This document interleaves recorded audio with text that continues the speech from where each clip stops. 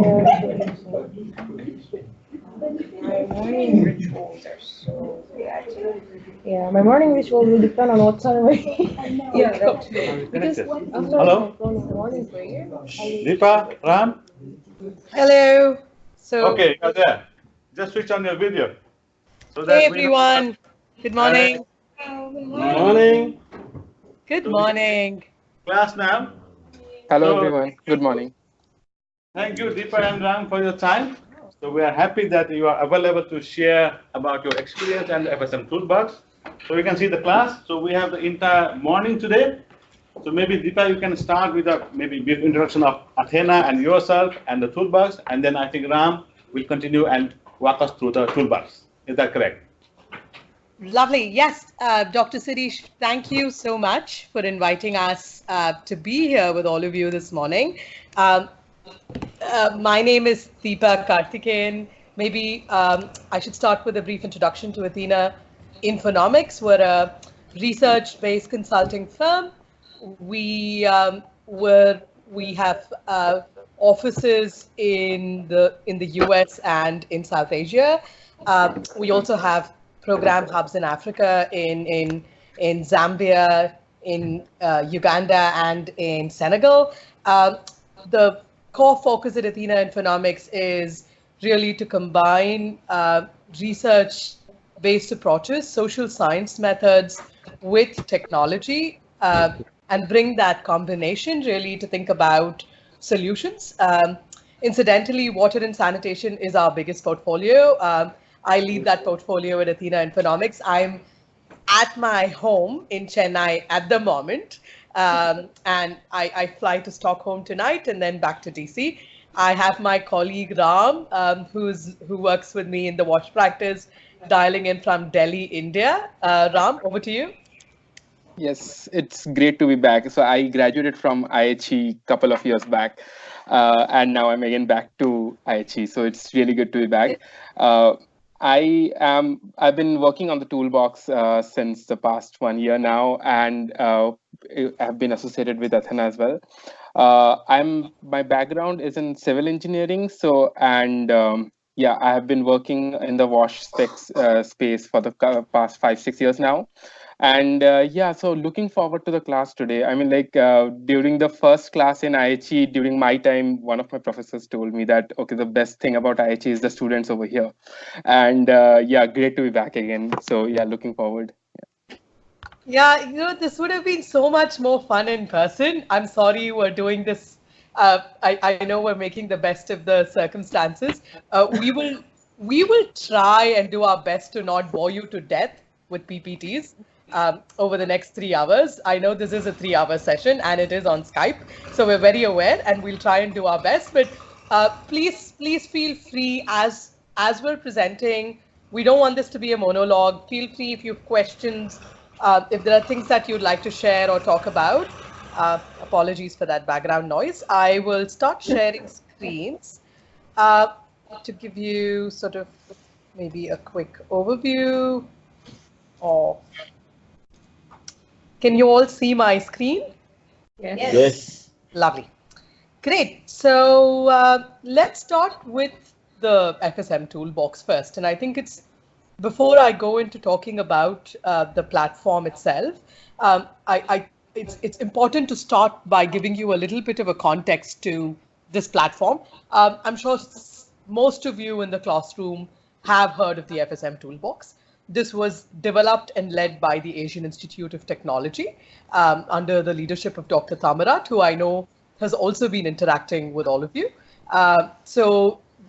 This is a truly incredible initiative where AIT, along with a set of technical partners, came together to start thinking about what are the kinds of decisions that practitioners have to make in the sanitation sector, specifically on non-sewered sanitation. And they went on to designing certain technical modules that will help them make some of these decisions in a more systematic way using data ground up. So that is the history to the platform.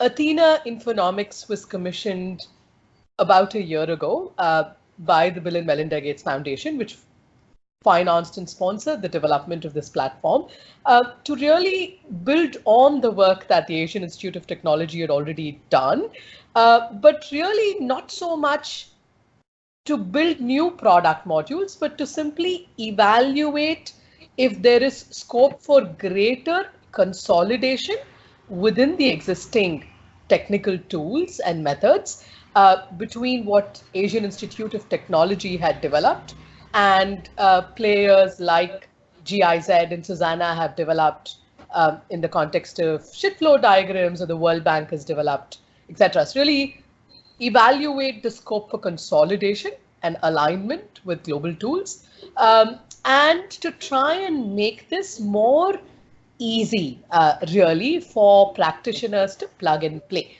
Those were the two mandates with which Athena Infonomics was brought on board a year ago. And as we stand here today, we have the platform. It's live. All of you can simply type www.fsmtoolbox.com on your websites, and you will be able to plug and play with the platform. And hopefully, we hope that it's easy to do for both students as well as practitioners in the ecosystem.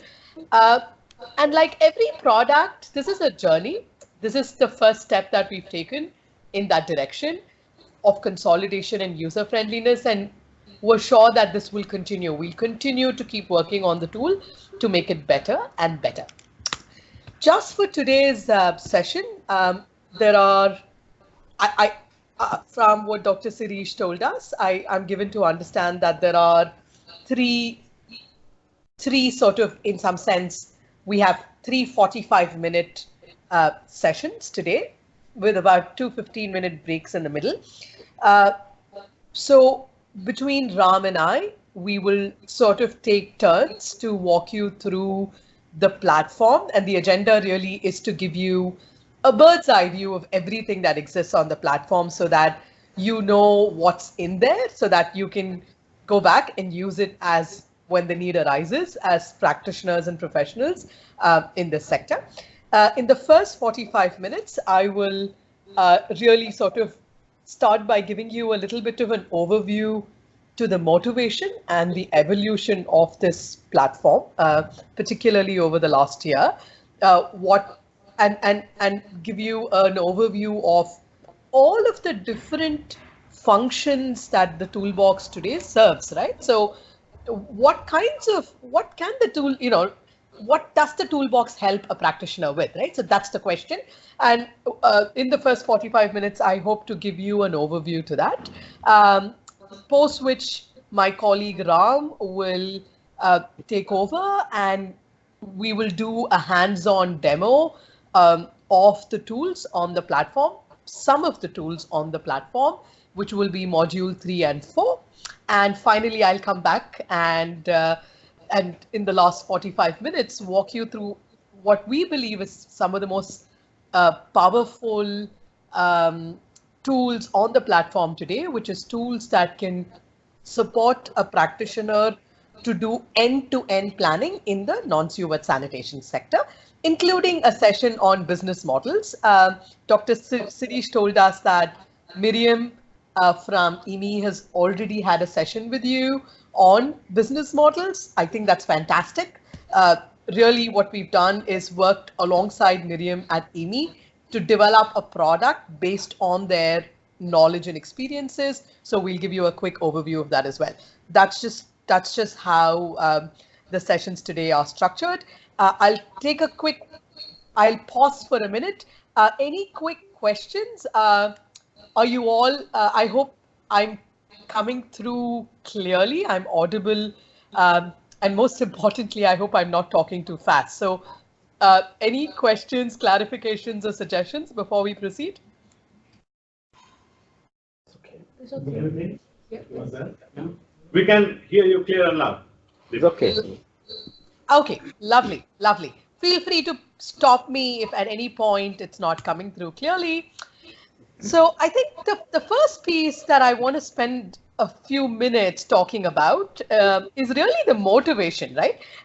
Increasingly, and I remember when we were given this assignment and when we started talking to experts, in fact, Dr. Sirish, I must place that on record, Dr. Sirish has also been an incredibly valuable source of technical guidance and support in this journey of ours and has helped us think about these modules and also vet the technical algorithms. But as we spoke to experts and practitioners, the first question everyone asked us is, why an FSM toolbox?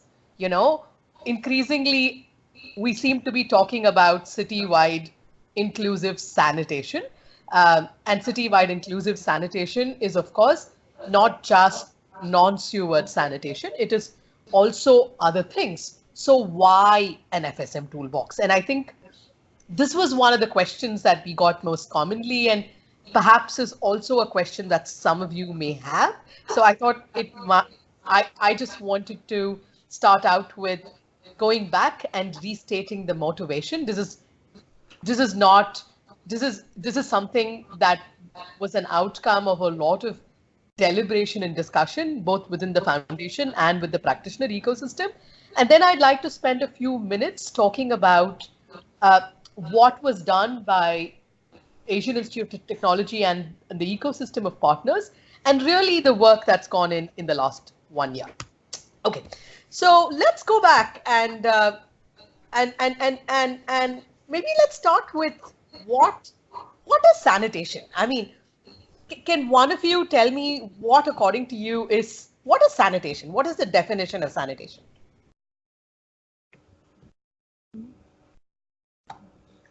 Just speak up. Yeah, feel free. I know there are some disadvantages to a virtual setting, but I'd like for us to have a classroom-like interaction to the extent that we can. So just feel free. I mean, it's us. I mean, we're all. So what? Feel free. What, according to you, is sanitation? What does sanitation mean? What does it cover? Yes. Please go ahead. Please go ahead. Yeah, sanitation would be mechanisms or practices that can be put in place to separate fecal matter from humans or people, as well as preventing diseases. Absolutely, absolutely. So, in fact, thank you so much. And that's we started by saying, in fact, you know, again, when we talk about citywide inclusive sanitation, that's also a question we get asked often. Where does solid waste management figure in all of this, right? Why are we talking about fecal sludge? And if you look at the definition of WHO, it is what you just mentioned, sir. It is the safe disposal of human urine and feces. That is the definition of sanitation. There are a number of ways in which we can think about managing human urine and feces. You can simply bury it. You can have an on-site system. And this is common in parts of the world. For instance, I worked in Rwanda, where I know this is quite a common practice, where you just close the pit. You have an on-site system, you close the pit, and you deal with it right there. You could have a water closet, a network that carries the waste out, that gets treated, reused, and disposed. You could choose to contain it through pits and other systems, but have a mechanism to empty the sludge, which becomes septic. If it's a septic tank, transport, treat, and reuse it. Now, this might seem like very, very basic things for those of you sitting in that classroom. But if you look at the history of really all of the knowledge and everything we know, it's all heavily focused on network systems. Historically, around the world, we have institutions, we have investments, we have knowledge, we have technical standards and capacities that have all focused on managing feces through networked systems. But surprisingly, these form a very small percentage of the population that are actually served worldwide. particularly in Asia and Africa, there is a very high level of dependence on non-sewered sanitation systems. But from our experience, whenever we talk about non-sewered sanitation, or in this context, fecal sludge or fecal waste, or managing what comes out of an on-site system, there is a very emotive, or we get very emotional about it. And it is never presented to a utility or to a city with the same kind of systematic and technical language and backing that sewer or network systems enjoy. I don't know if you've experienced this. I'm sure several of you probably have also worked in the sector before you chose to come to IHE to study. Let me give you an interesting example. I was interacting with a commissioner who's sort of like the head of a city in India, and this was a large delegation of technical experts, and we were all sitting in the room, and we were trying to convince this commissioner to look at non-sewered sanitation seriously. And we said, sir, you need to enforce building code standards. You need to get households to build better systems of on-site containment. And we were telling him that wherever you don't have good systems, you need to retrofit or upgrade. So the commissioner just turned around, the head of the city turned around, and he said, okay, Deepa, can you tell me how I will do this? How will I retrofit on-site systems? And we said, okay, good question. First is we'll need to look at what is the design standard that's recommended. Let's say we have design standards for septic tanks. Then we do an evaluation of existing on-site systems, evaluate if they fit with the design standards or not. And then wherever we see the need to change, we need to sort of, for example, this could be something as simple as lining the bottom of the pit. And if you need to make that sort of a civil infrastructure investment, then for a temporary period, the household needs to be connected to a makeshift, people are not going to stop using their toilets, right? So for a small time, you need to connect them to a makeshift arrangement where the fecal matter and the urine and the water can get collected while you upgrade the existing system and then shift it back. Now, this sounds so complex, right? Why would the MD of a utility or the head of a city want such a clumsy solution? For them, this is too complicated, it's too clumsy, and it does not give them the sort of technical approach or standard framework that they can easily rely upon. We talk about non-sewered sanitation as a solution, but we don't give them enough in data-based technical advice that they can rely on. And this was one of the biggest motivations. We said there is enough in the form of standards, technical guidance and knowledge for networks. Of course, there are still challenges in implementation, but honestly, we lack the same sort of technical standard, and we lack the same sort of institutional capacity and professionalism in non-sewered sanitation. And that's what we need to build. And the FSM Toolbox, in a humble way, is an attempt to be a bridge or a small step in that direction of enabling professionals and practitioners to adapt common standards that are considered technically robust and desirable while thinking about decisions. Any questions? Shall I proceed? Yes. Okay.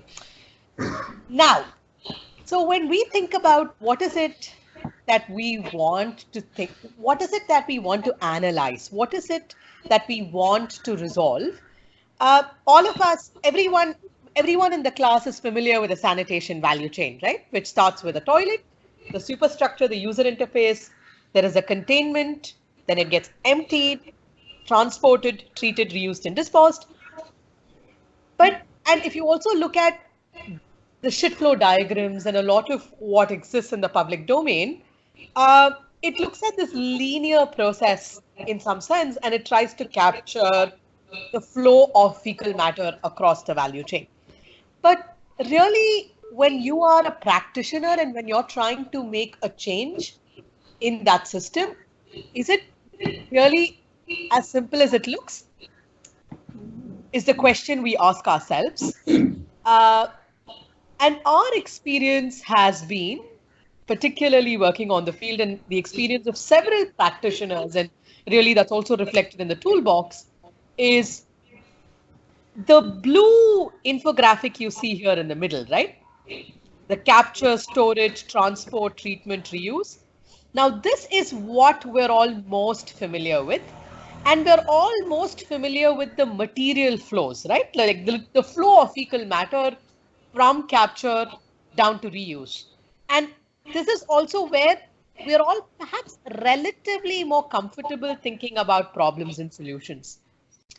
This orange box that you see above, which is the universe of things that need to be done to enable effective flow of matter in a safe and sustainable manner across this value chain, is a far more complex thing, right? For instance, why do people close pits when they fill up?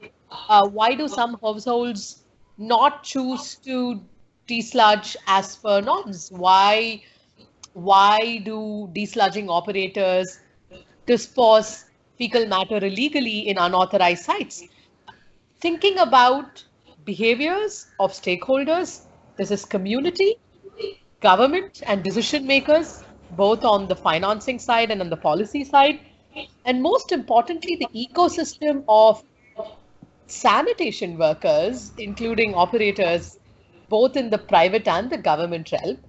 What influences them to behave the way they do, and what can be done to get them to align with what we consider as being desirable to enable safe flow of material across this value chain and meet all of these goals that you see on the right-hand side, is a far more complex question.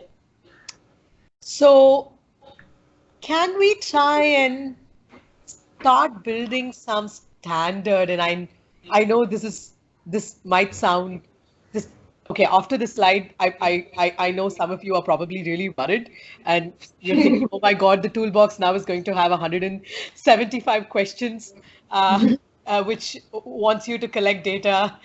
That's going to cost a lot of money. It's going to be a really complex tool.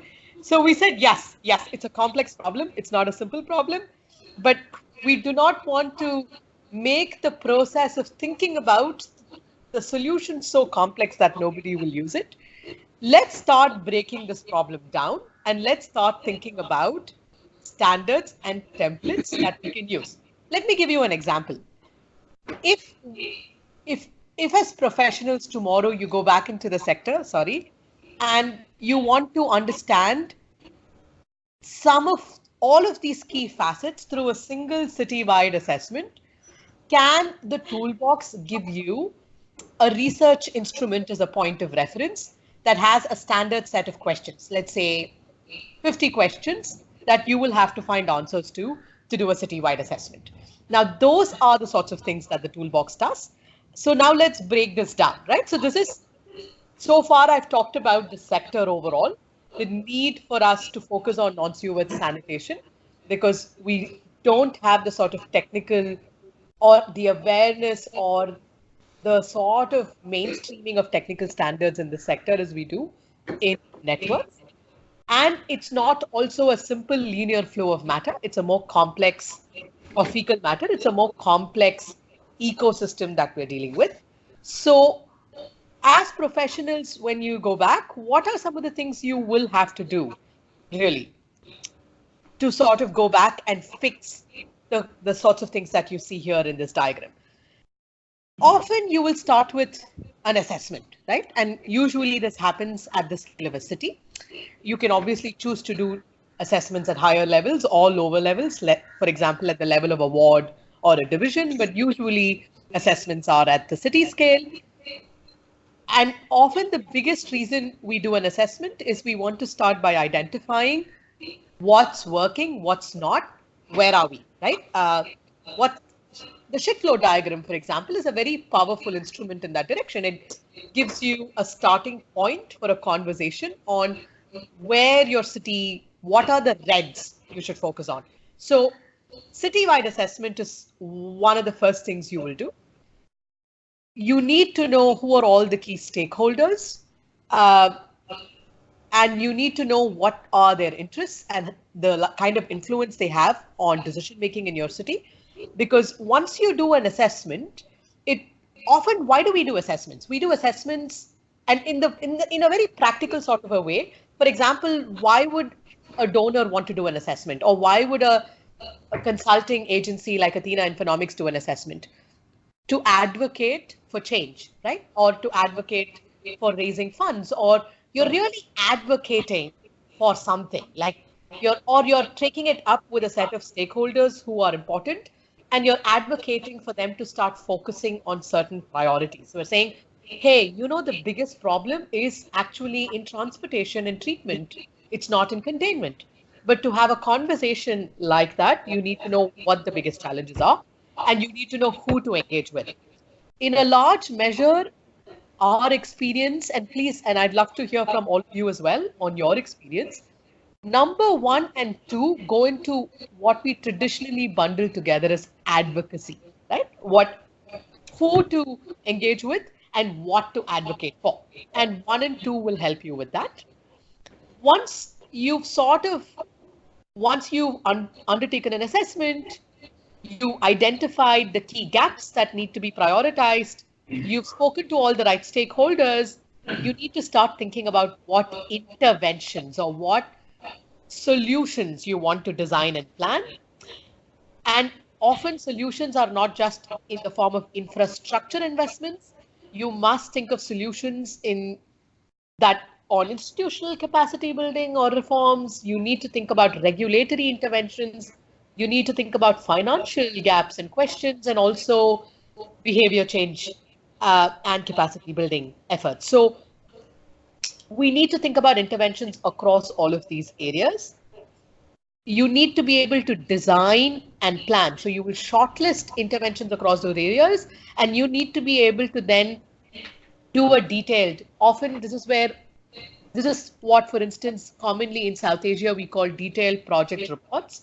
You have to come up with a detailed technical and financial assessment of the plans that you built, and then you go out and implement these plans, right? So you procure agencies, you procure contractors, you set up project vehicles or mechanisms, you make sure financial disbursements are happening in a manner that is prudent and sustainable, and then you're monitoring how the program is doing. And often as a package of this, there are other things that you tend to implement in terms of IEC campaigns and other things. So this is essentially the implementation that goes into the phase. And once you implement all of these interventions, you go back and you say, hey, have I moved the needle? Has the city become better on the 5 gaps? So I've identified these 10 areas as being in the deep red. I've identified solutions and I've implemented these solutions. Can I go back and can I go back and do an assessment again in my city to see if things have changed? So traditionally, this is broadly the sorts of things that we all do. I'm going to again take a quick pause here. Does this resonate with your experience in some of the other modules that you've learned or interacted with experts on, or is there something you'd like to add in this process?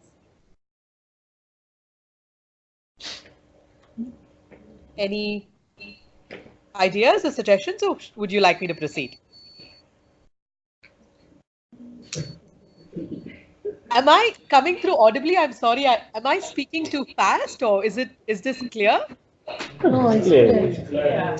Okay, so now, or it's just really boring. So I failed miserably on my first promise of trying to not make this boring. So feel free. I'd like for this to be really informal and interactive. That's the joy of being in university, as against doing this in a formal sort of a government or a private sector ecosystem setting. So feel free to pitch in. You can even tell me, Deepa, you've gotten it all wrong.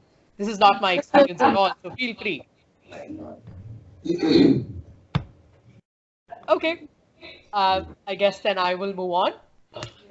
So to support practitioners with these different use case motivations, you have a number of tools.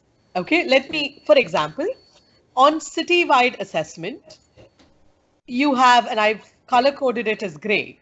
We had, and I don't know if, how many of you in the class have seen or used any of the tools on the AIT Toolbox before? Could you please raise your hands? FAT tool. The Asian Institute of Technology's platform that was developed earlier. How many of you have seen it or used any of its tools? We have. Okay, I can see one hand going up. So great. Okay, I can see a couple more in the front. Okay, lovely. Okay, but it looks like most of you haven't used it. So let me give you a background. So AIT had something called as the situational assessment tool that helps assess the citywide ecosystem situation. Incidentally, globally, you also had the shit flow diagram. Of course, this was different from the situational assessment tool, but both of them had very similar goals. The advantage that the situation assessment tool had that the shit flow diagram did not have was that it allowed users to also think about the social flows, not just the material flows of matter, but also look at the regulatory, financial, and other aspects of the ecosystem. They had something called as a regulatory and institutional assessment tool, which purely focused on the quality of the regulatory ecosystem and the strength of existing institutions. These are all, so the situational assessment tool and the regulatory assessment tool were on the platform. Globally, World Bank, on one hand, was using something called the City Service Delivery Assessment tool, which did everything that the situational assessment tool did, but used a completely different formula and approach, right? So really, we saw a very similar situation recurring in other contexts as well. For example, on stakeholder engagement, World Bank had a tool called Prognosis for Change. AIT had a tool called Stakeholder Assessment Tool. For shortlisting intervention areas and thinking about new plans, I'm sure several of you have possibly used, if you've already undergone a training session with Dr. Tamaraj, a financial viability tool called FACT, which helps shortlist technology options. SaniPlan also helps shortlist technology options. So the reason I put up this matrix is to not confuse you with all the different tools, but to really point out to the fact that we had several players doing the same thing, but using different algorithms, using different approaches, but all of them were thinking about the same use cases, right? Everybody wanted to do a citywide assessment. Everybody wanted to identify the most important stakeholders and engage with them. They wanted to shortlist, plan, and design interventions and implement them. But they were all doing it using different standards. And this was creating a lot of confusion in terms of, so for example, and we've been in meetings where we would have a World Bank ecosystem assessment using the CSDA tool, for example, the city of Kulna, which shows a very different picture from the situational assessment tool and the regulatory and institutional assessment tool output that would come out of AIT. This was creating a lot of confusion, and it also went back and it made practitioners question, what is the standard? What are the standard set of questions? And what are the technical standards that I consider desirable? There were also similar discrepancies in, for instance, the technical algorithms, right? For example, how do you estimate how many trucks a city needs for desludging all of its fecal matter? Now, if you put a question like that out to a team of technical experts, ideally, we would like for all of them to converge on a common approach. But when there were different tools that were using different approaches, this created confusion because this created different estimates. And that's exactly what Athena was brought on board to help avoid. The thinking when we were brought on board a year ago was to say, can we have a single cohesive product for citywide assessments? Can we have a single cohesive product for stakeholder engagement and mapping?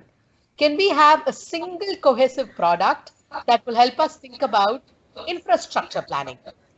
And that is the motivation behind what we started doing a year ago, and some of what we've already worked on building and is available on the platform today.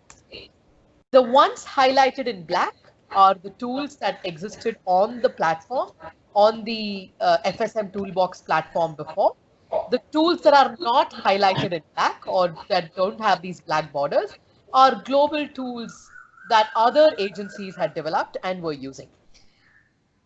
To be honest, I don't think we've managed to integrate everything because sometimes not everything is relevant to that use case. What we've, however, done is we've been very tactical and strategic about what is it that a user wants to do. So when you say citywide assessment, what would the user like to get out of that assessment? And we've managed to create some amount of cohesion or some amount of consolidation between these different tools and create a single product module. So these are the things that I briefly mentioned. Across these different value chain areas, we had multiple tools. Several of them were very resource intensive. They were complex, they were time consuming, and there were several overlaps and redundancies. And in the current version of the toolbox, we attempted to build an integrated web platform where we build and consolidate these different things into single product modules. So tomorrow, if you wanted to do a citywide assessment, here is a product that builds on all of these different tools, but is a single product. It's not 5 products or it's not 5 tools. And we believe that this will help guide users on technical standards and approaches to plan new interventions and to also encourage stakeholders to make informed decisions. Now, this is one of the features, and we'll talk about it in greater detail as we show you the platform. Today, the platform not only tells you the technical standards that are relevant and gives you a single product, but it also helps you to collect data seamlessly on the same platform. So rather than going to another data collection tool like Kobo or Aquaflow or mWater or one of these other mobile data collection platforms, today on the FSM Toolbox, you can administer a survey, collect data, analyze and report and visualize the results on a single platform seamlessly. So that is another important feature that we've integrated into the platform today.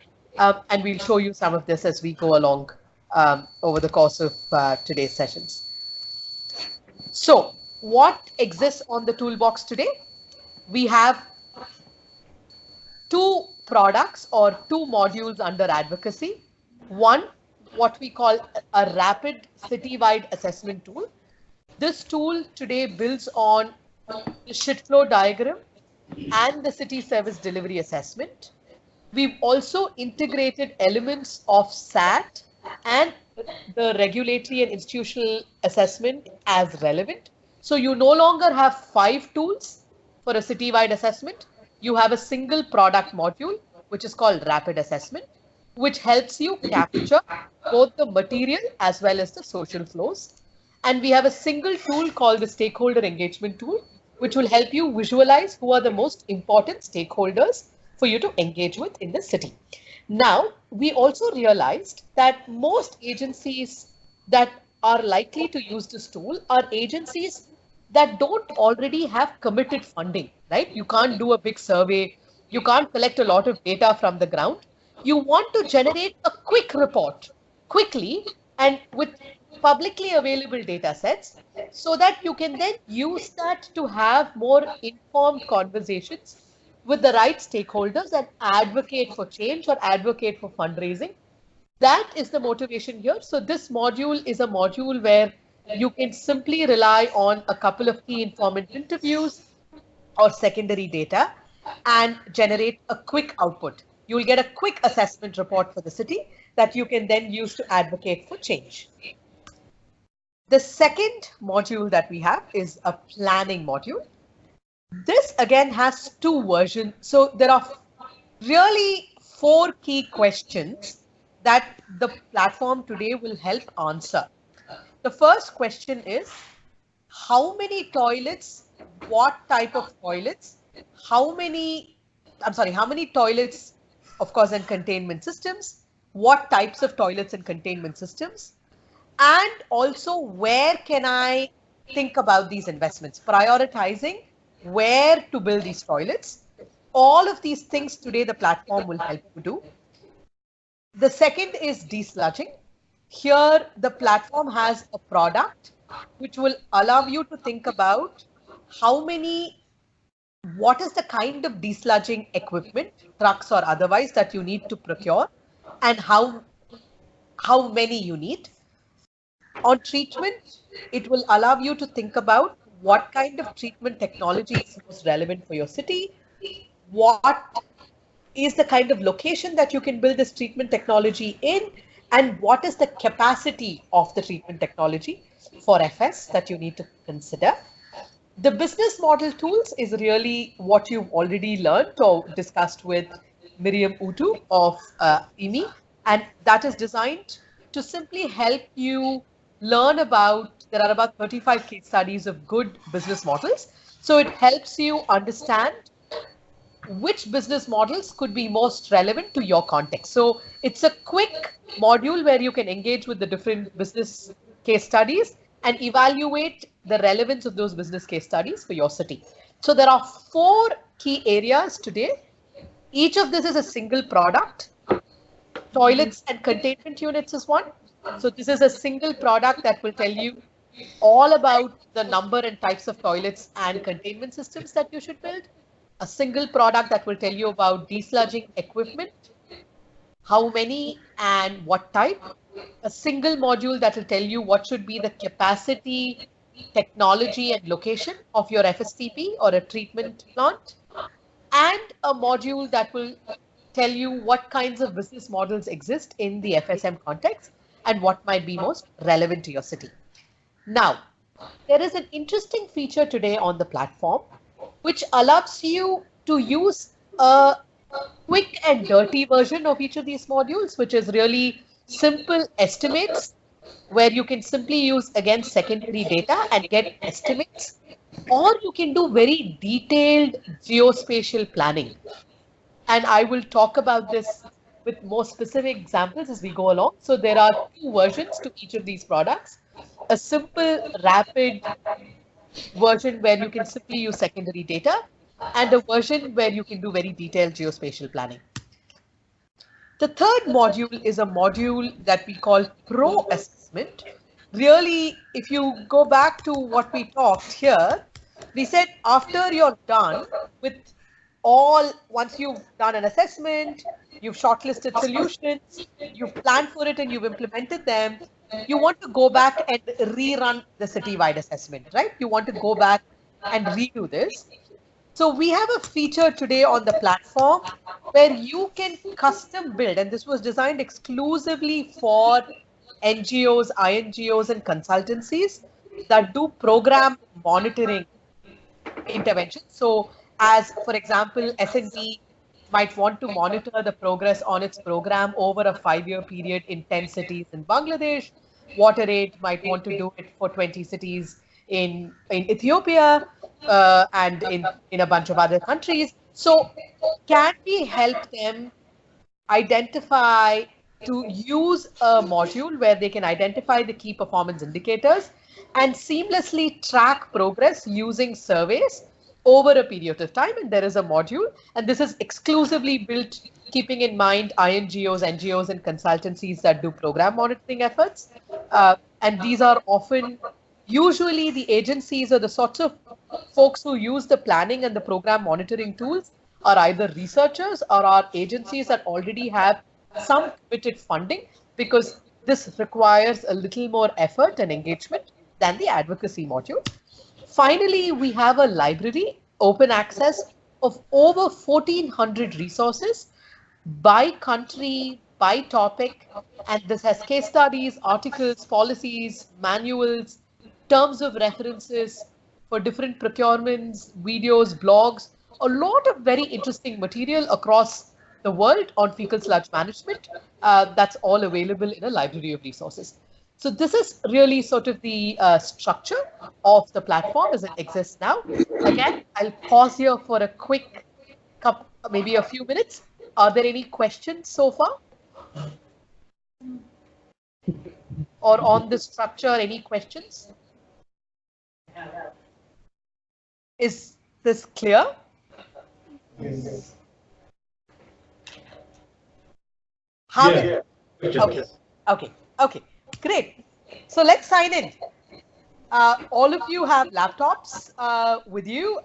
Do all of you have an internet connection? Yes. Yeah. Deepa, maybe we can just take a short tea break. Yeah, Dr. Sirish. So what I thought we could do is maybe take 1 minute to just sign up before the tea break. Then we can take the tea break, and Ram will then join us. And you know, because if everybody is signed up, then the next session will start very quickly. Sure. Okay. Yeah. Let's first sign up and then we take the break. Yeah. Great. So can all of you please go to www.fsmtoolbox.com. Interestingly, you will see this platform is now also available in multiple languages, including French. I think in English. Can you all log in? Is your internet? I hope the internet speed and everything is okay. Hopefully. So once all of you, anybody having trouble with logging into the website, please raise your hand. Okay, everybody is logged in. Please go to this field called sign up.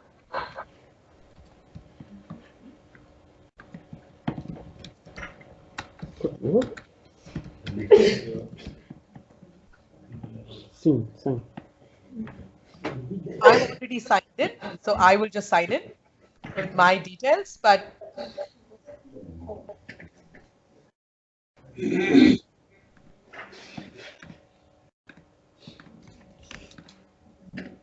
designation, you can just say student.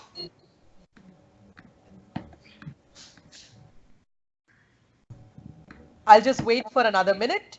Any of you having trouble signing up, please raise your hand and ask your query, and we're happy to troubleshoot. Have you all signed up? Let's wait a bit, Deepa. Okay, sure.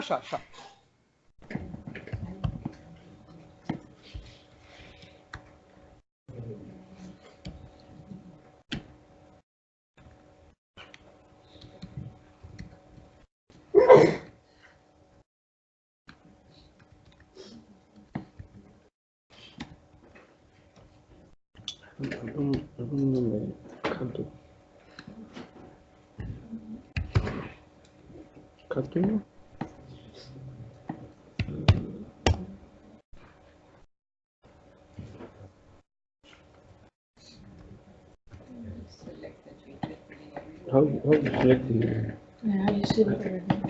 How you select this? You sign up first. Do you sign up? So for the sender, what are we going to do? Email address, right? For private. Gmail for I'm private.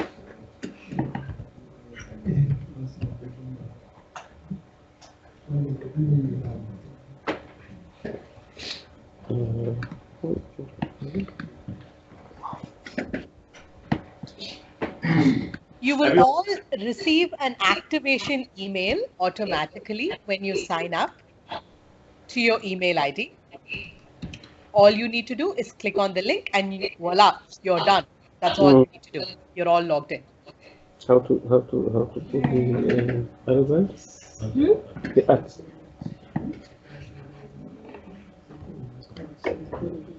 This one. Shift. Okay.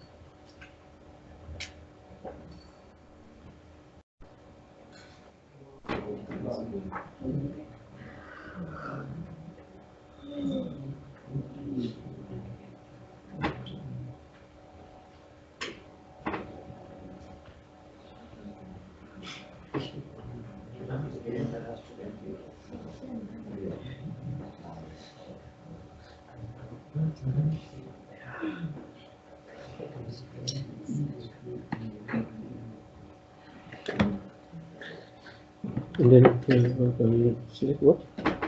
Select what you want to. City. Yes, that's the city. City.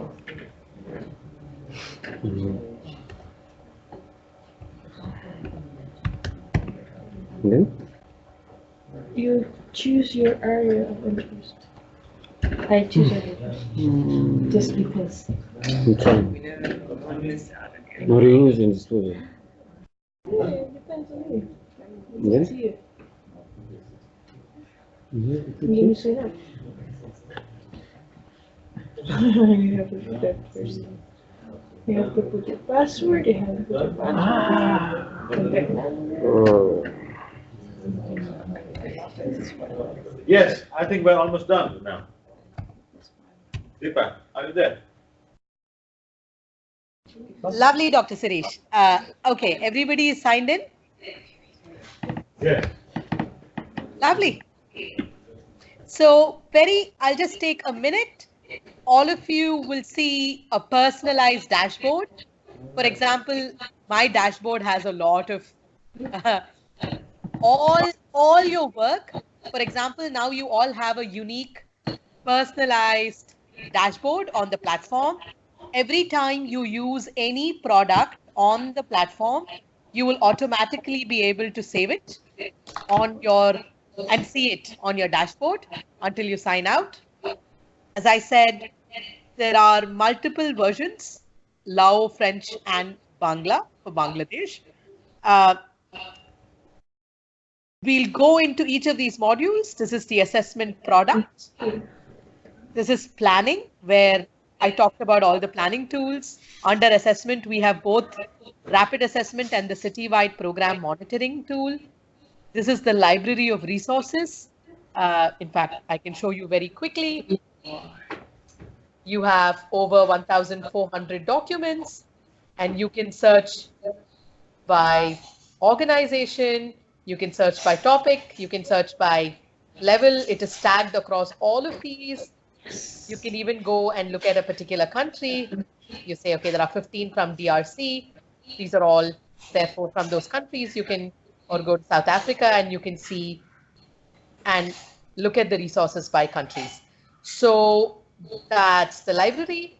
In fact, we have a feature where you can actually see who's using the tool. So let's say when I look at FSM Toolbox in action, you can actually see, for instance, if I say India, there are 61 potential different users. 21 of them have used Stakeholder, 12 have used Rapid, 1 has used the Pro Planner. So you can actually see who is using which tool across countries. This is available to all of you. It's dynamic and it constantly gets dynamically updated. Let's go ahead.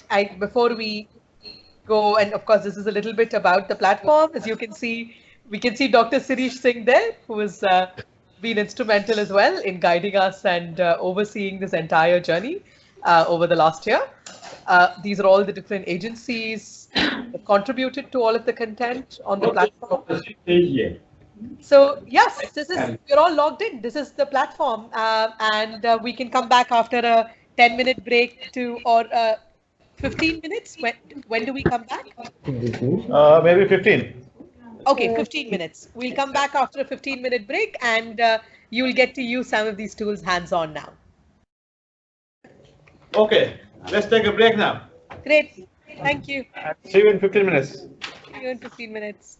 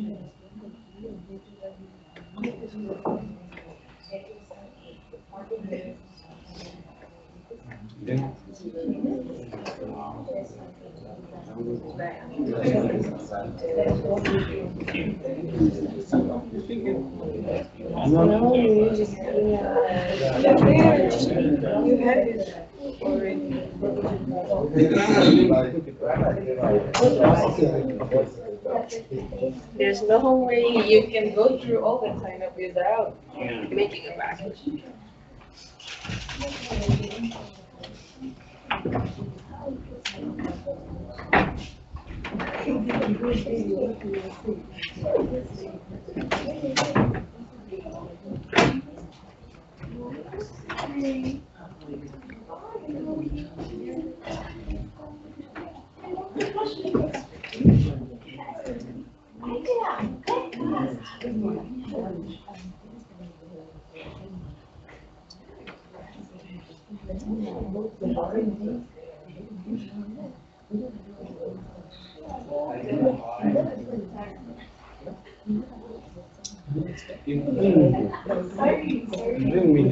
Yep.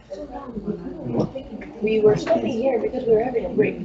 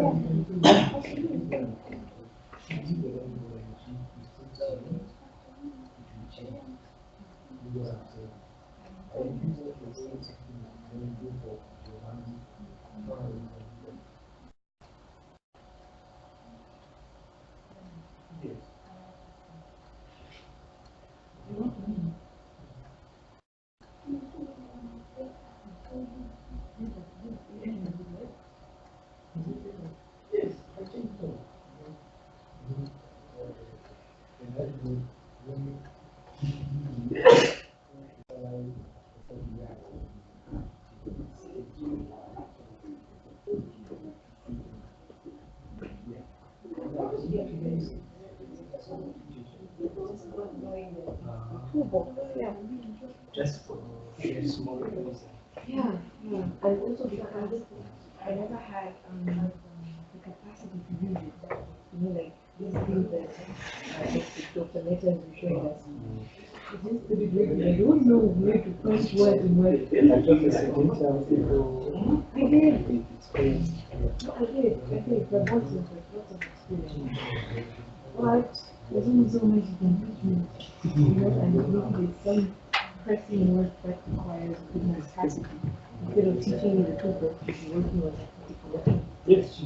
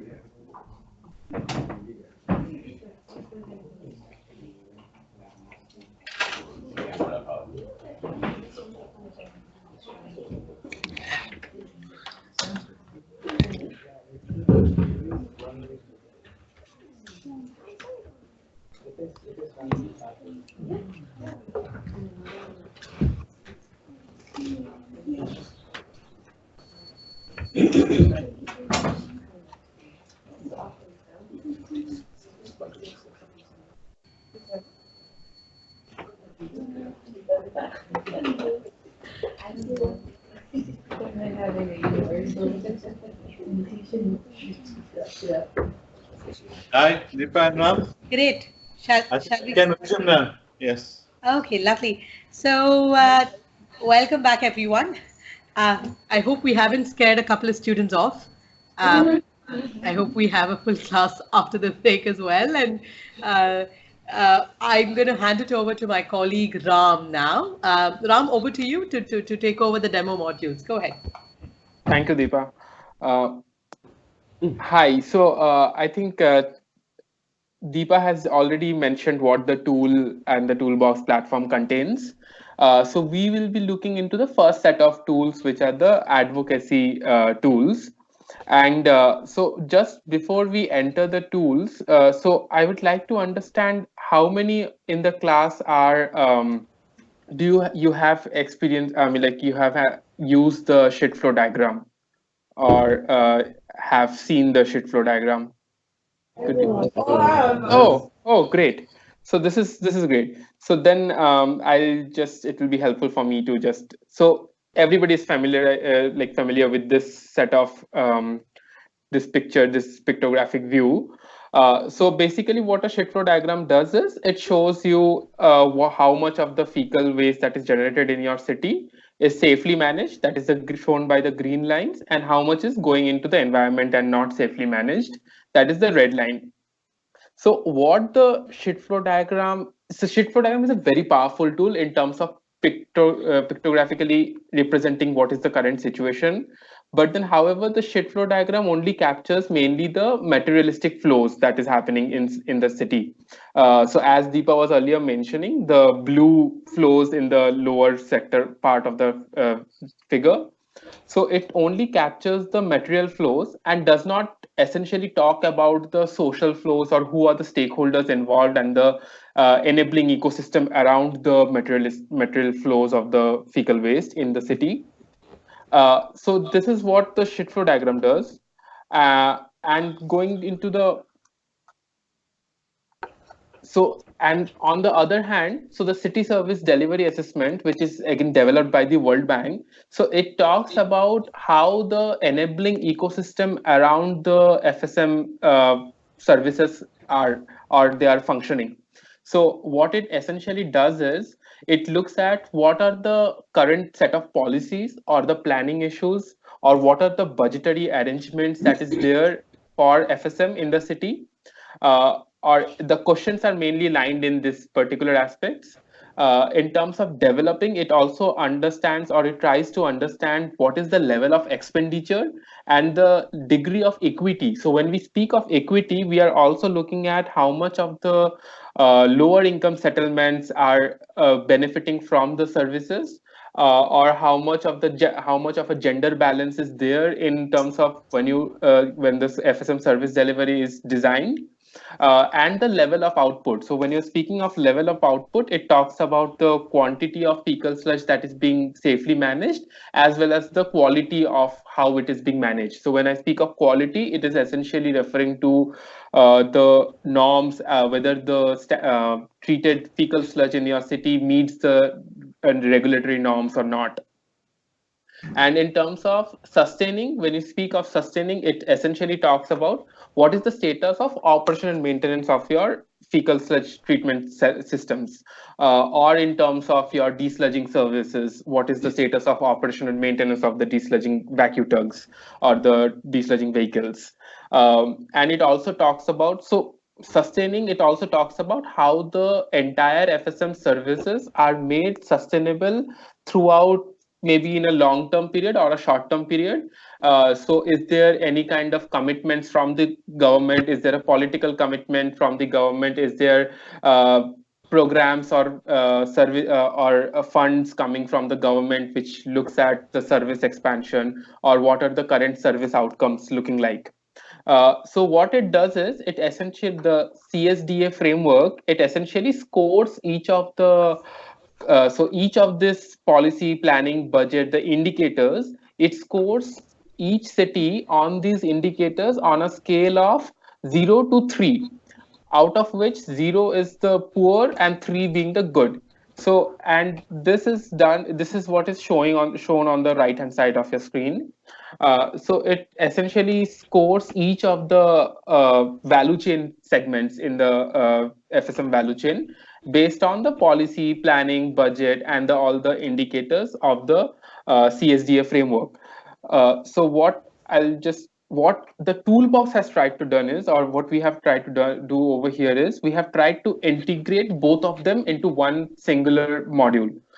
So we have the SFD, which looks at only the infrastructural or the material flows of it. And we have also the enabler ecosystem, which looks at the policy and the regulatory and institutional framework. So now the toolbox under the rapid assessment module, so it has basically under the shit flow diagram or the infrastructure assessment module, it has basically 54 questions which are split across different stakeholder groups or different focus groups, I would say. So out of which one of them is the household, one of them is the non-residential buildings, which constitutes of the commercial buildings or the institutional and the industrial buildings. Then we have the public toilets, where we are mainly targeting at the public places where public toilets can be are necessary. And then we have the community toilet segment, which are mainly focused towards the lower income settlements, where the individual or the highly densely populated settlements where the individual toilets are not an option over there, or even the people or the households cannot even afford to have an individual toilet. So community toilets are focused towards them. And then we have the desludging operator related questions, so which are mainly looking at whether there are sufficient desludging vehicles in the city or not, to look at desludging septic tanks and pits from areas where there are poor access roads and there are high access good access roads as well. And then finally we have the treatment questions, which are mainly looking at the FSTP characteristics, the fecal sludge treatment plant characteristics. Coming into enabler ecosystem, we have only a set of 17 questions. So the 17 questions looks across all the all the aspects, from starting from enabling ecosystem, starting from policy, planning, budget, to expenditure, equity, outcome, service expansions. So we'll look at each of these questions in details, and I would go along with all of you as well to go through each of the questions, and we'll fill up those questions and we'll see how the output looks like for a city. So I'll just show you a video. So for every tool or every tool on the platform, if you use the platform, you can see that there is a demo video for each of the tool. And each of the videos are basically, so right now it's me and Deepa who are introducing you to the toolbox. So when we are not there, or anybody anywhere else, if you feel that you are struggling with certain steps inside the toolbox, so you can just refer to the video. So videos are basically guiding pathways towards what to follow after what. So I'll just show you the video for the rapid assessment.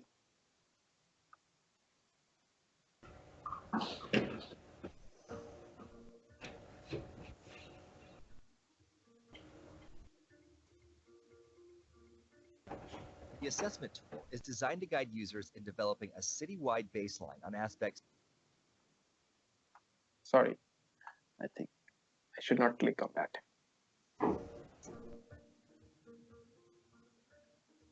You may want to increase the volume, Ram. Or The assessment tool is it audible to everyone? A city-wide baseline on aspects such as adequacy of Barely. safe FS management, and the quality of the enabling. Maybe also I increase my audio. Yeah. Delivery of services. The assessment tool has two versions.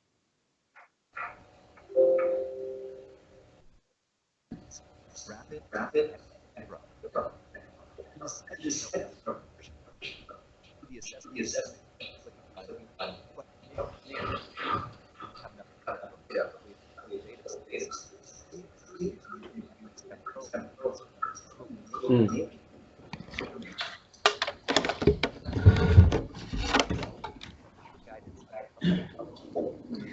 everyone can just play it on their laptops too, you know, it's. Yeah.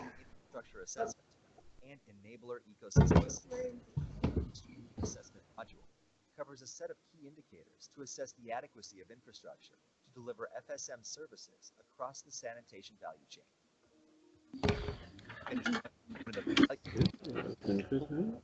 Take you to the next component. You can also proceed to any segment of the value chain by clicking on the icons displayed on the top of the questionnaire. Infrastructure section, you will automatically be taken to the enabler ecosystem module. Assessing the quality of the ecosystem, regulatory, and arrangements. Guidelines to answer the indicator are provided next to the question. Once you've answered all the questions in the enabler ecosystem tab, it's time to view the assessment output. The tool calculates the city FSM index score and classifies the FSM system as good, developing, or poor. Dashboard summarizes the quality of the enabling ecosystem using chevrons. You may choose to click on a chevron to visualize what the score means. The dashboard also provides a summary of the overall adequacy of infrastructure in each segment of value chain, with attractive graphics and charts that summarize the city's infrastructure context.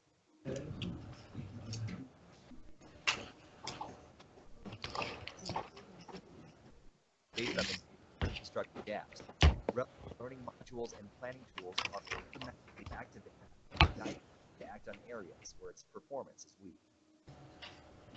A report summarizing the assessment results, including the graphs and infographics, is automatically generated and is made available in a PDF format. The user may publish it on the FSM Ram? site for the benefit Yes. of other users. Sorry, we could not hear the audio, so maybe they can watch the video maybe later. So if you Okay. just go through All it right. to- Okay. Yeah. Sure. Yes.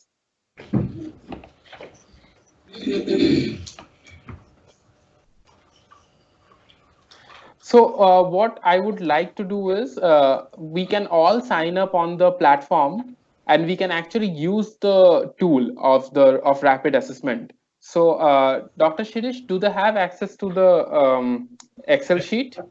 Yes, I have uploaded the Excel file in eCampus. And then you get the data on the Excel sheet to work with the toolbox. You go to eCampus. Data, yes.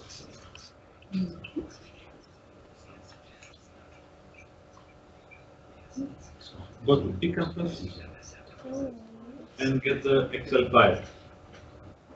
Go to eCampus. Data.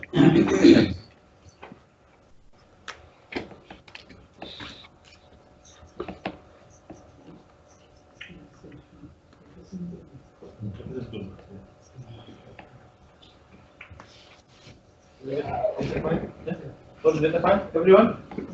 Yeah. Okay, they all have the data Yeah. file now. Okay. Is there anyone from Bangladesh in this room? No. Okay, because we have extensively worked in one of the cities in Bangladesh, so the data file will show you a data set from one of the cities in Bangladesh. It's called Khulna. But coming onto the platform, so how do you assess the rapid assessment tool? So you just go into execute. So is everybody on the platform? Yes. Yeah. Yeah. So we just go to the execute. And under execute, you have the assessment, and under assessment, you have rapid assessment. Mm-hmm. So we can just click on rapid assessment.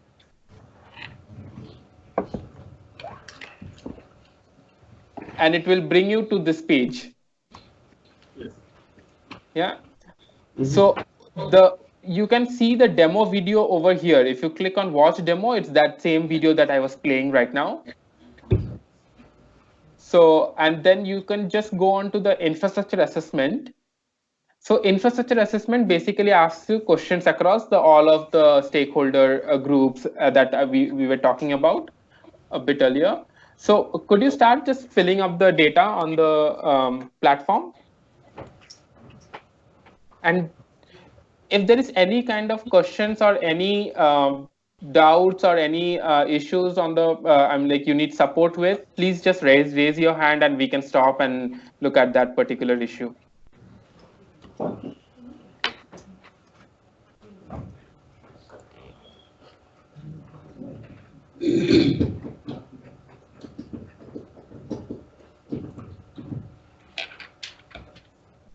So what the Excel sheet does is it has all the data pre-filled. So this is the data that we have got from consultation with the local stakeholders, like we did key informant interviews with the municipality officials, and then we got this data. So if you just look at the data sets, so you can have, so the basic information about the data is shown on the first Excel sheet, the introductory Excel sheet. So you have the data over here. So how to yes? How to enter? You type, and you have to open the Excel. So is it here? Let me make it easier for you. Is this the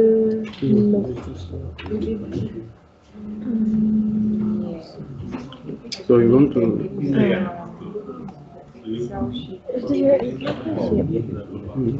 Can everybody see this Excel sheet on the screen? Do you have it downloaded from eCampus? I want to go to eCampus. Yes, I think they all have the Excel sheet. Yes. So it has all the information or all the questions that will come up on your web portal as well. Where's eCampus? You have not opened it yet? I open it.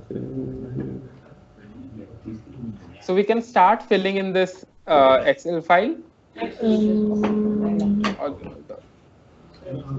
So,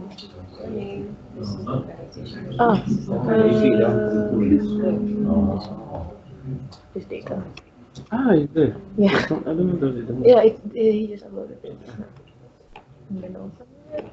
And then the toolbox. Is where? Here. Oh, yeah, this one. Yeah.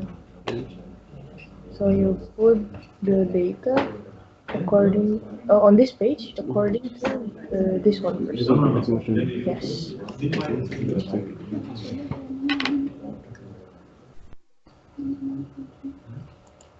So is everybody started filling up their data? Yeah. Everybody. Oh, not yet. Everybody. 1,500,000. 1,500,000. I'll just keep on filling the data on the screen on the projector. You can, I think you will be able to see that as well. Oops. Cool. Yeah.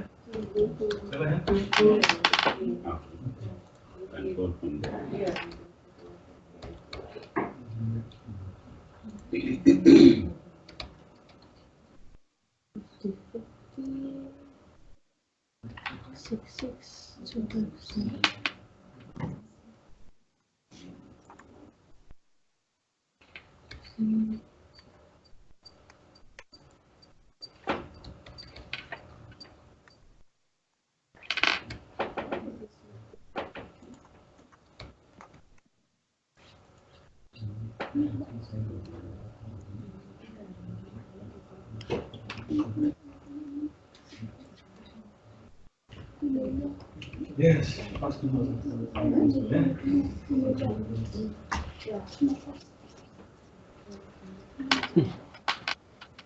You no. So the first is You pick one thing.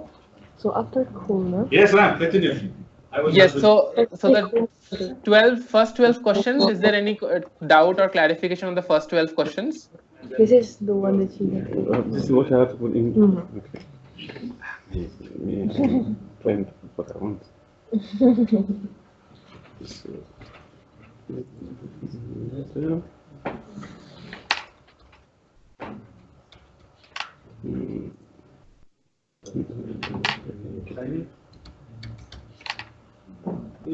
It's not correct. What you say?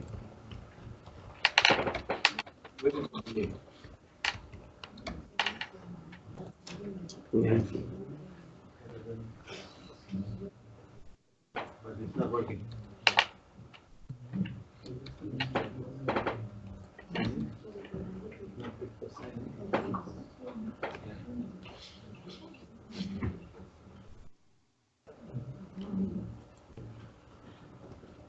I think I'll go next to the next section. You can click on next and you can go to the next one. We didn't finish. I still until it.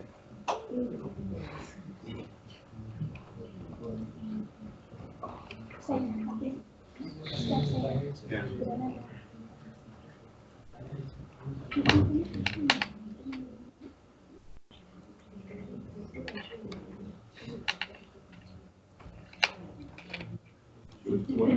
It's not even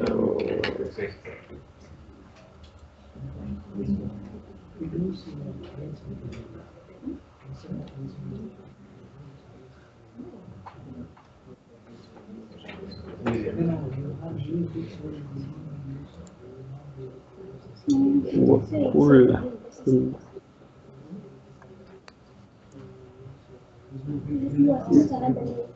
You can refer to the infrastructure assessment sheet for all the data from the second tab onwards.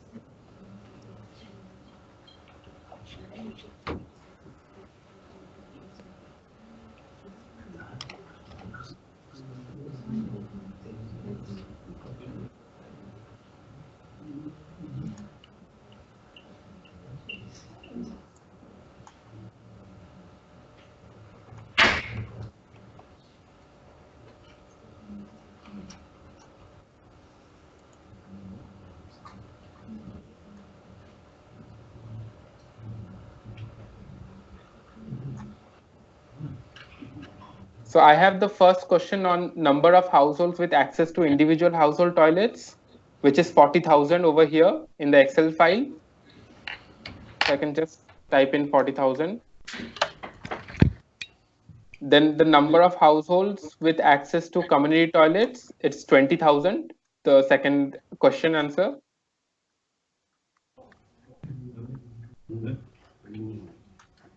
So the average household size of household is given as 4.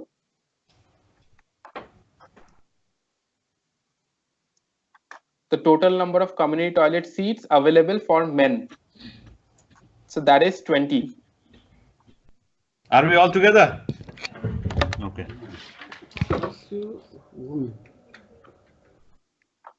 And then the total number of community toilet seats available for women. You can see the value from the Excel file. It's 30. Now. So until question 17, it's done. Oh.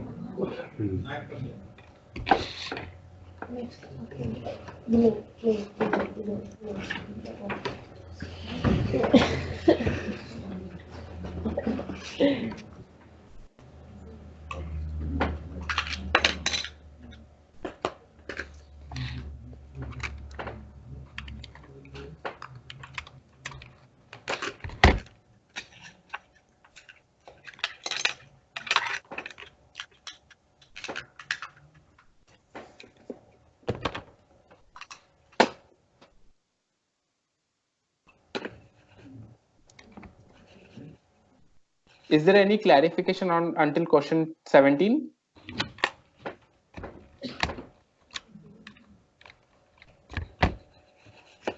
Have you filled in up to question 17? No. Not yet. Not yet. Dominic, almost. Okay, we'll wait. Yeah. You'll wait for a few minutes. No.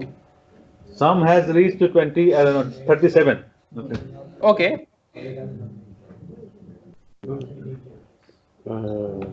Woman? Yep. And then, 66257. 22. No, yes, that one. Who hasn't reached up to 17? Okay. Almost there. Just that. I think we can move on. Huh? And then Okay. Move on. Finish? go down. So the next set of questions are with respect to commercial, institutional, and industrial buildings. So the first question it is asking me is total number of commercial, institutional, and industrial buildings in the city. And then go to the next sheet. So Next it is 2100. or the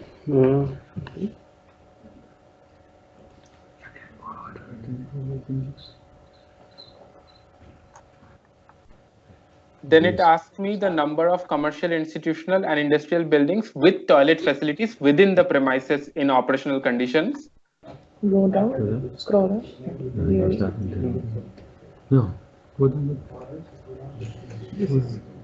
Yeah, that's done. Okay. Next to the next one. Why is screen like this? I don't know. Next. Because it's too, there's too. Okay, anyway. Like this, no? Did anyone also click on this particular icon over here or next to each question? And this is. So next to each question, you will have an information icon. So that is basically to guide you on which are the sources or which are the relevant areas or documents that you can refer to get answer to this particular question.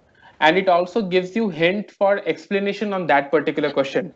So right, like over here in question number 18, if you just hover over this particular icon, so you can see that it has an example. It gives you the examples of what is considered as an institutional building or what are considered as commercial or industrial buildings. So similarly, you have such information with respect to each question.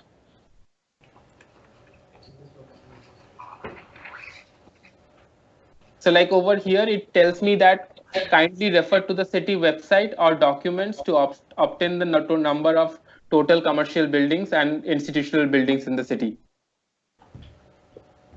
Or alternatively, you can also speak to the, like you can have key informant interviews with your city officials, maybe the urban planner in your city or the engineer in the national water utility to get this information. We can move ahead now. Okay.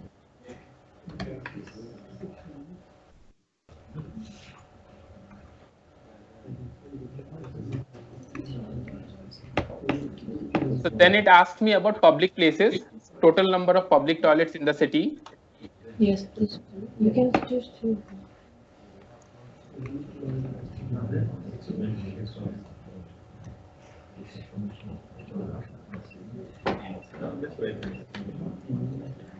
The floating population in your city.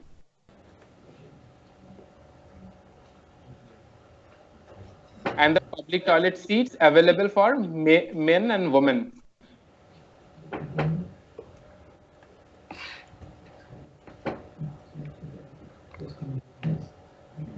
Next.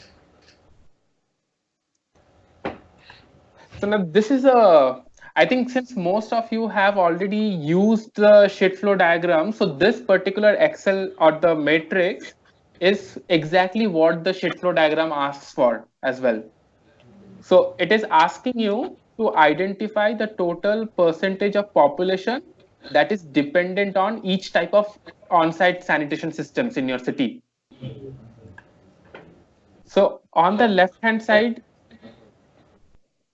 you can see the total number, the types of on-site systems are mentioned over here. So you have either it's a no on-site container, either it may be a septic tank, or maybe a fully lined tank. So why these two are a bit different is, so a septic tank, so often we see that in a local context, the septic tanks are usually designed as not as the chambered septic tanks, but then they are more like a sealed tank. So that's why it is separate from the septic tank feature that is over here. You have a lined tank with impermeable walls and open bottom. So often these tanks which are designed, the masons who are designing it, depending on their convenience and the resources, like the monetary resources available to them, they may choose to line it or may choose to make it impermeable with the walls impermeable and the open bottom ground. And then we have the lined pit with semi-permeable walls and open bottom. The unlined pit. The pits never emptied but abandoned when fully covered with soil, as Deepa was also mentioning. So this kind of practice is quite familiar in African context. The pits never emptied but abandoned when full and not adequately covered with soil. The toilet may have failed or is damaged or collapsed or flooded. And the containment unit as well. And the last one is open defecation. So now, can anyone tell me why are there two options for high risk and low risk for each of this type of containment systems?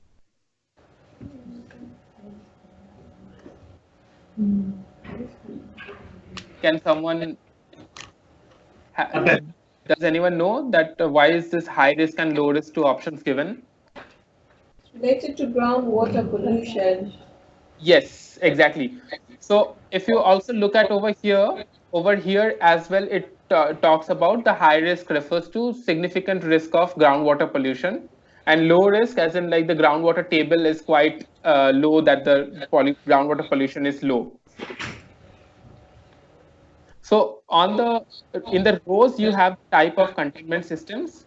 In the columns you have where this containment system is attached to. So basically, if it's a septic tank, whether it is connected to a soak pit or is it connected to an open drain or is it directly connected to a water body. So the columns are basically septic tank and where it is connected to. So you can see in the case of Khulna,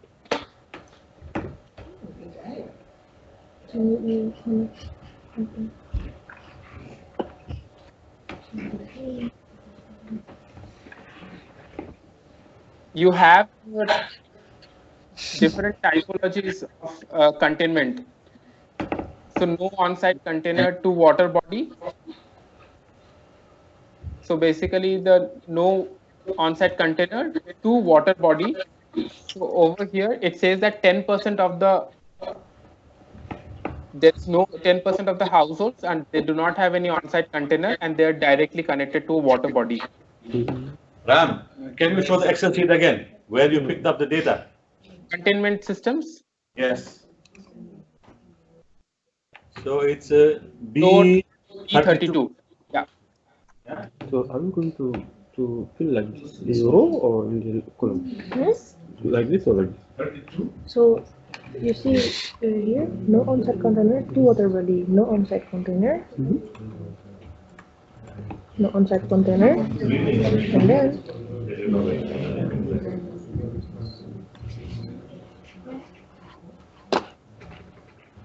So if you look at B32 and you have the all types of systems which are prevalent in Khulna city.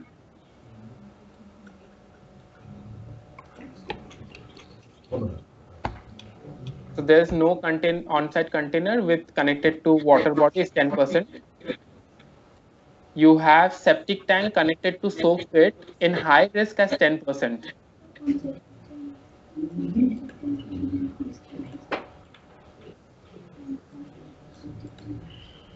And in low risk is again 10% of the households have those septic tanks which are connected to soak pits. no on-site container to water body. Then here you see no on-site container to water body. Here it's 10%. Okay. For 10%. Oh, okay. Do you get what I mean? Like no unsimple in. To water body. Okay. Does everyone know the difference between a centralized combined sewer and centralized foul sewer, separate sewer, or a decentralized combined? No. Somebody says yes. So if somebody says yes, could you please explain that to the whole class? Okay, say. Decentralized is small plants which are set up in different areas of city, and centralized is only one sewage treatment plant for a city. Okay, so that explains the difference between centralized and decentralized. Now, what is a combined sewer and what is a separate and a foul sewer?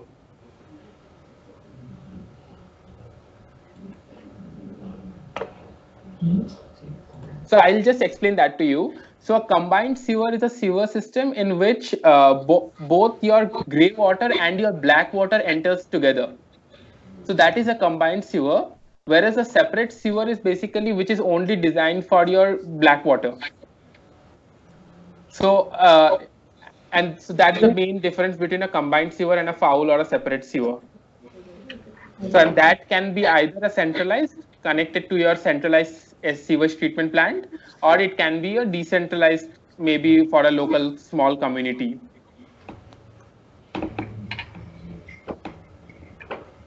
So we'll go back to filling in this data. So the next one is septic tank to open drain or stormwater sewer drain is 30%.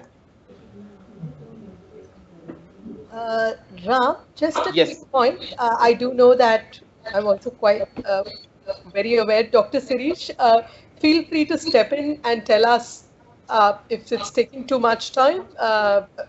Please moderate our time consumption. So if you think we're running out of time, we can quickly just do the demo. Okay, let's see.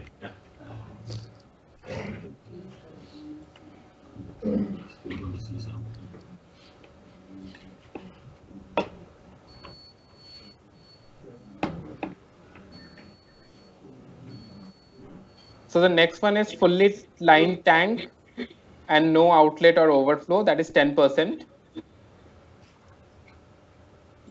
So fully lined tank with no outlet or overflow, so that is 10%.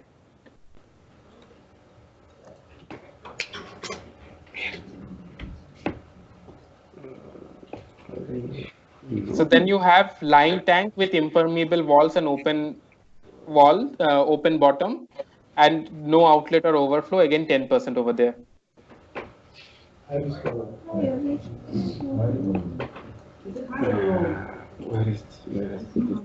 It's high. So it's high risk because it's anyways it's open bottom, so the risk is very high over there.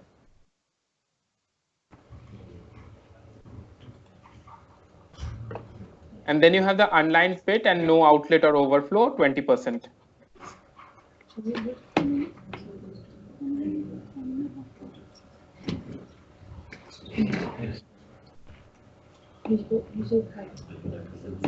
So everyone has filled up all of this data. This matrix is filled in. If you have filled in the data, please save the data. So there will be a pop-up saying that updated successfully.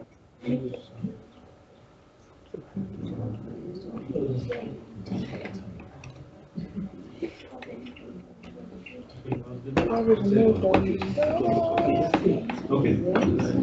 Once this table is filled, I think it will be faster, eh? Yes.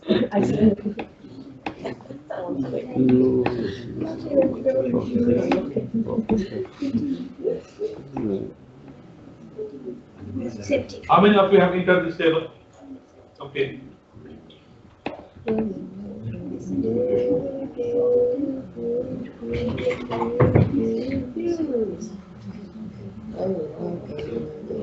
Did you finish the table, Vika? Yes. She's faster.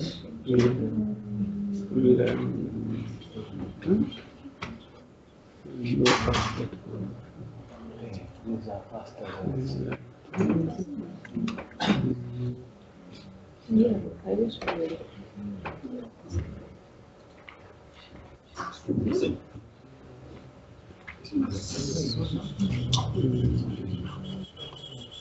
We can go to the next question then, if everyone is done with the matrix.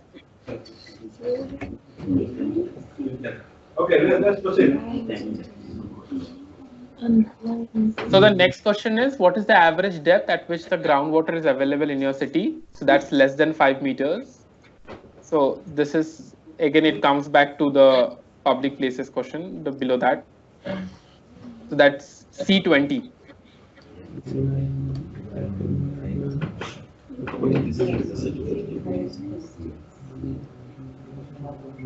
So then it is asking, what is the average desludging frequency of the on-site sanitation system? So that is 7 years. Once in every 7 years, that's the average desludging frequency in Khulna. And Khulna has a fine sand, silt, and clay, and it has coarse sand and gravels as well.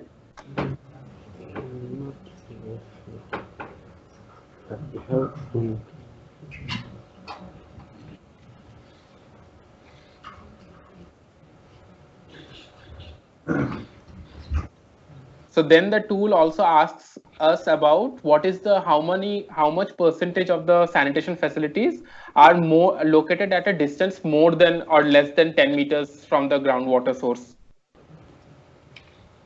So in Khulna, as you can see, majority of the households are located within below the norm of 10 meters from the groundwater sources. Yes. This one. Yes. The line with impermeable. Yes, we have two, but we have only provided one. So what he did was he put it on the high risk only. Ram, can you hear? No, I could not hear the question. Could you please repeat, sir? B22 and B23. Same question, but you just have different. So there is no difference. So in Khulna, you have both the types of sand rock type in Khulna. So it is the same question, but then since there are two options, so this particular question is split into two.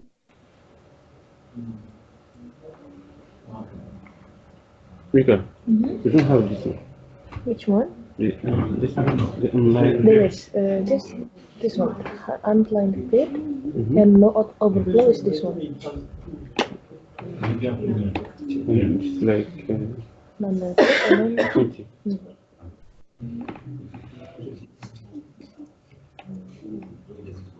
Then it is asking me what is the percentage of sanitation hills, sanitation facilities that are located uphill of the groundwater source.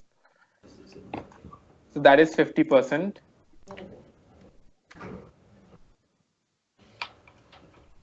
Where's the pit left? Never, I don't see it here. This one. Where is it? Which one?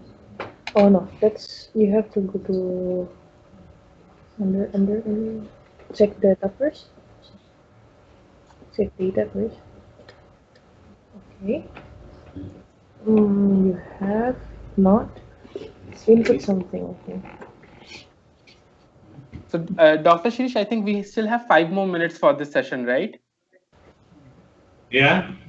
So what we can do is I can show, I have a pre-filled in my account, so I can show them show the entire class how it looks like, Okay. or how the questions are. But Okay. now that I think the team has the Excel, we encourage you maybe even after the class to just try it so that you get a feel for the tool directly. Drain this one. You haven't. Okay, great. Go ahead, Ram. It's really Is there a question? Is there a question? Yes. A question, Anthony. Yeah, so from the website number, question number 32. Yeah, this one. What is the water? So I can, sorry, I cannot hear you. And could you just repeat the question, please? Now this. Question number 32. Okay. On the FSM tool. Yes. Like this or the What previous is one? the water Okay, then I can see it production in technology used? But we're not entering any data there. You're talking about, if I, question number 22? It's kind of jumping up and down. 32. What is Yeah. Yes. So what is the water production technology used? So 32, you have split. I mean, like we have 3 types of options. So we have in the types of groundwater production technology, it may be a protected bore well, boreholes. It may be a protected dug well. It may be a protected spring, or it may be unprotected bore wells, boreholes, dug wells, or springs, or no groundwater source at all. So it's just split. 32 has been split into 3 parts. Did I clarify your question? Yes, thank you. Yeah. Yes, Ram, maybe now you can show the built-in data. So And then breaks, yeah? yes, so we would definitely encourage you to please fill in the because the data sheets, everything is filled in the data sheets, so you can just do it on your own. But then, as Deepa was mentioning, so if I go to my dashboard and everything that I have been doing so far, so is automatically saved over here. So if I can just click on rapid, and it will show me the rapid assessment for Khulna. And so this is something which is 100% completed. So it has already been completed by me. But then you can, if I just click on Khulna over here, so it also shows me there is a rapid assessment which has been completed only 40%. So that is the one that we were currently doing. So your data is already saved in as it was. So you can decide to like log out, sign out, and then again come back later and again still fill on the data later on once you are doing that, filling it from the Excel file. So if I just go on to rapid assessment Khulna, completed one. So we have completed until this part. So 30%, 70%. So see, this is already pre-filled in. I did not have to fill it in. And I go to the next one. So it has how much of the percentage of households are accessible by road width of more than 3 meters. So we have a thing of greater than 3 meters road width and less than 3 meters road width.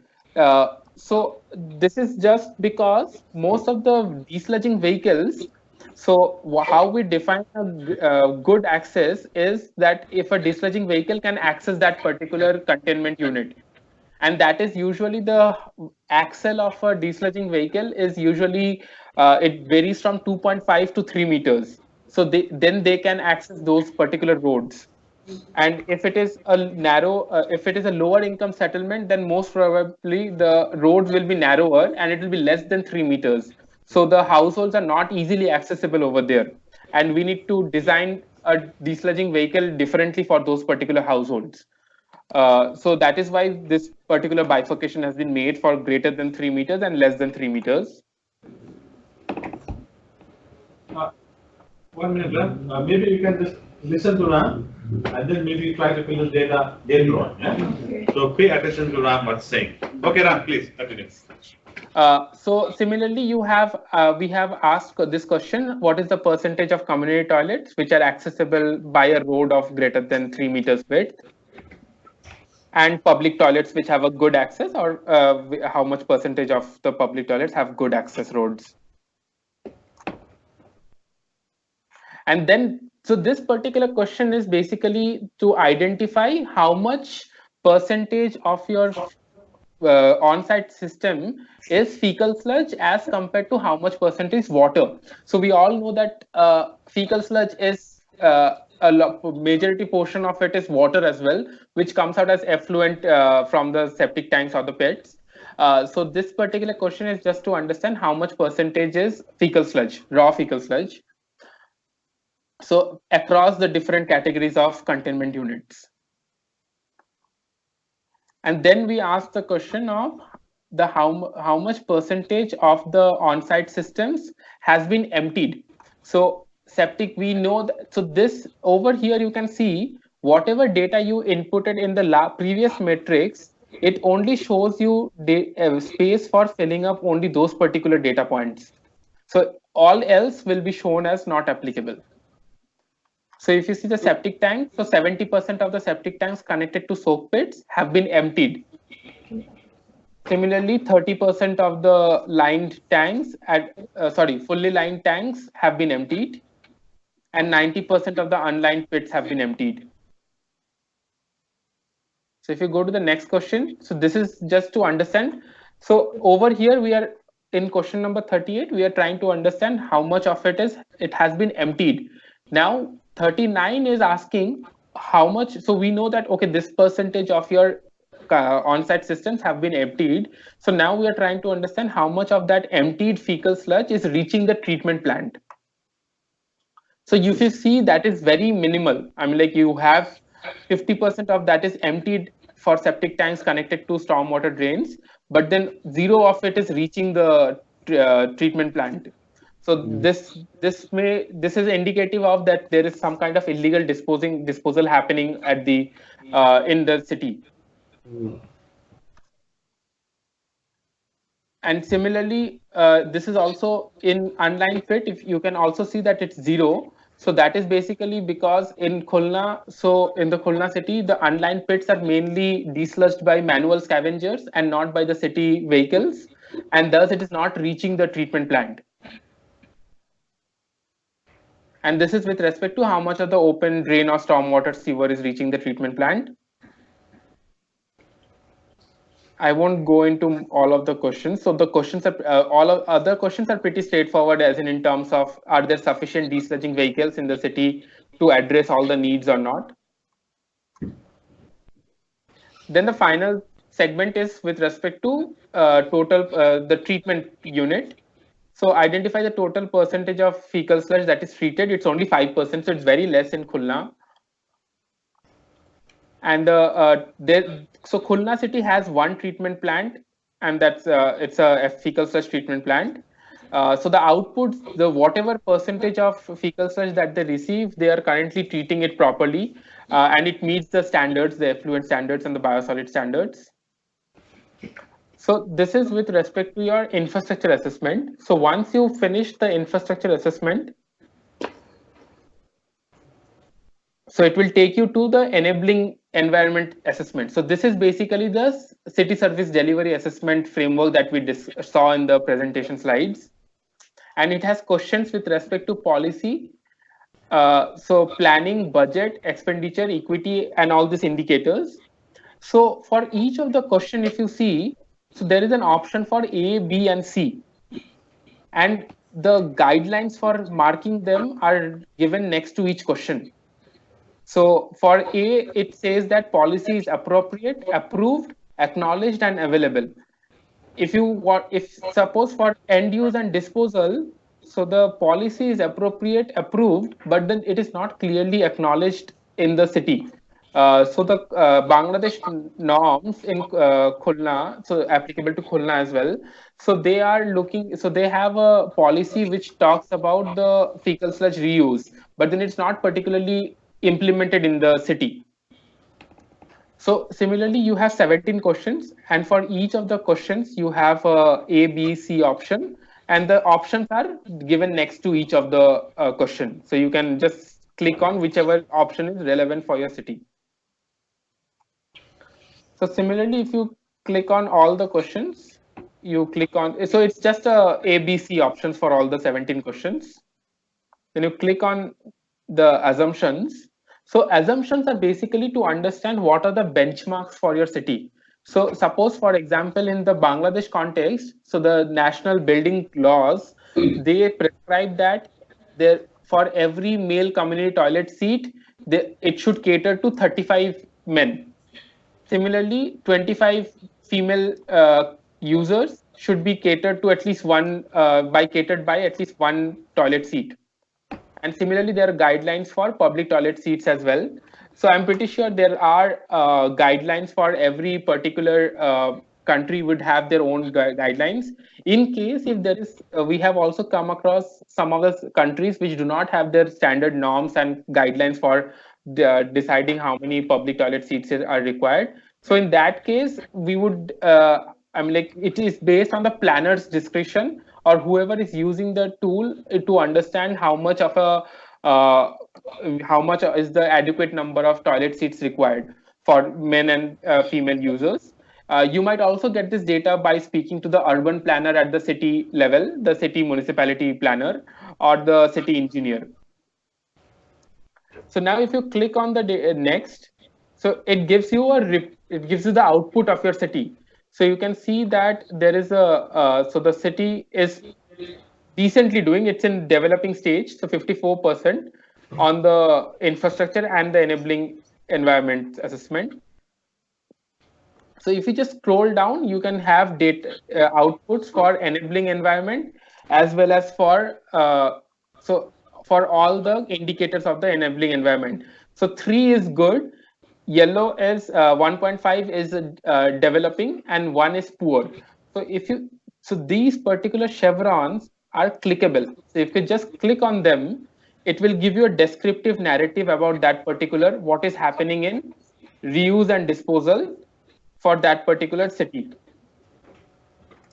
So similarly, if you just scroll down, you can also see the infrastructure assessment. So under containment, we can see that most of it is very well. So containment is pretty decently doing functioning in the city. So because most of the households, they have either access to individual toilets or they have access to community toilets. Then it also talks about adequacy of community toilets. So similarly, you can click on all of these bar diagrams, the pie diagrams, to understand what is the kind of accessibility, emptying, whether, so 50% of the households or the containment units are easily accessible by roads. So transport, they do not have adequate vehicles to desludge and transport it to the treatment plant. So the treatment plant, so they do have a presence of treatment plant. The effluent standards meets 25%. And then you have the reuse and disposal, which is not happening currently at the city.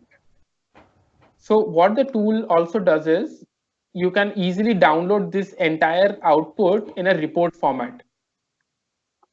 So if you, once you fill in all your data points for your Excel file, you will be able to see, visualize the output in a Excel, in a report format. I think it's just taking a bit longer. So yeah, you can see the report in a PDF format. You can download this report which has all the text and all the outputs for your particular city.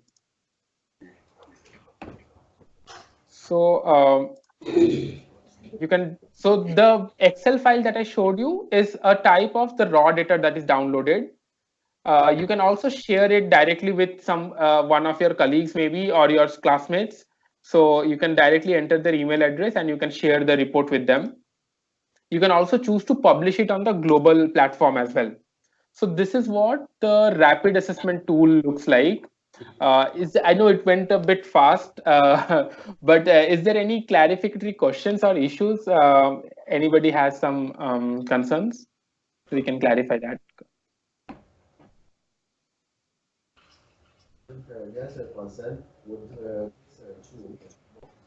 For example, if I'm entering the data for my city in Ghana, and then maybe I get to a point that I want to enter some information that is not captured, in this tool.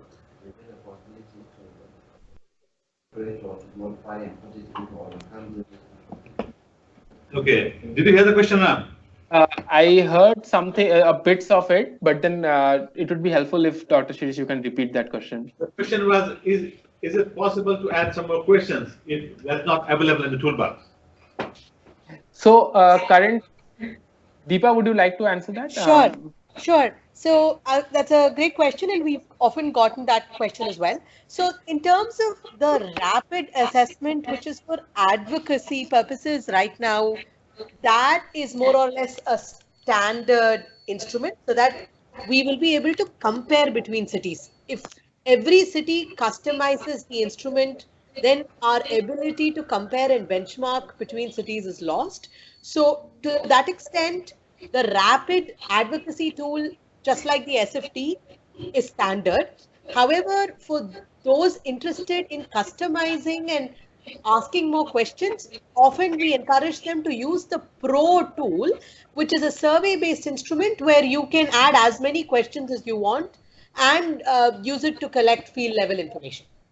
But that is is going to become a flexible instrument. And that will be available only in the Pro version, not in the rapid version. Yeah?